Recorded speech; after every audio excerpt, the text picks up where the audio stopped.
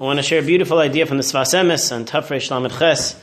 Leil Dalet, he quotes about the beautiful holiday of Chanukah itself. And if you actually look at the prayers that we say on Chanukah, whether it's in the prayers of benching, in Berkas Hamazon, or you say it in the Shemona Esrei as well, that he tells us that on Chanukah, everyone has to strengthen a certain aspect of themselves. What aspect do they have to strengthen? So he says there's a nekuda mu'etes, there's a small little spark, a small little part of every one of us that exists inside of us, that is waiting to be, we'll say, expanded, and that exists inside of every single Jew.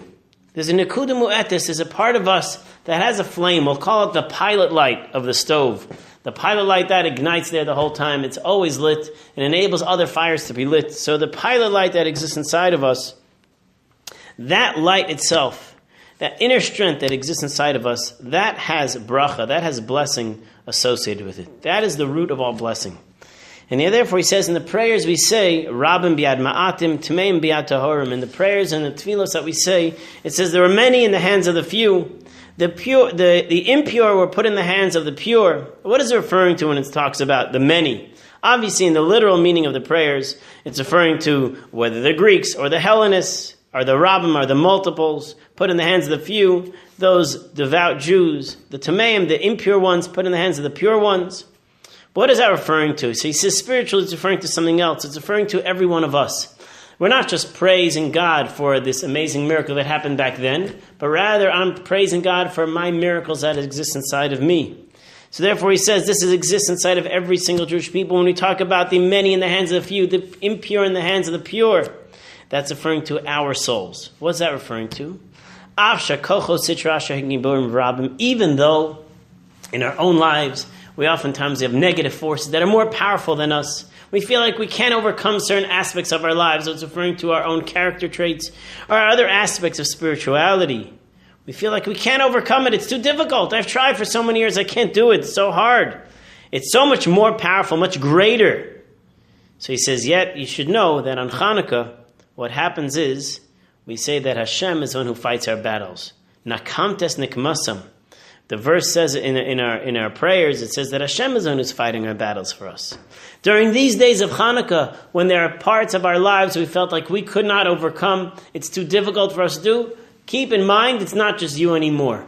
During this time, it's Hashem that's fighting that battle with you, just like He does on Chanukah, when the Jewish people gather their inner strength to go ahead and fight. Hashem makes it so they are somehow able to overpower the multiples that are tens of thousands of more warriors against them. The ones that are impure, they can overpower those more than those that are pure.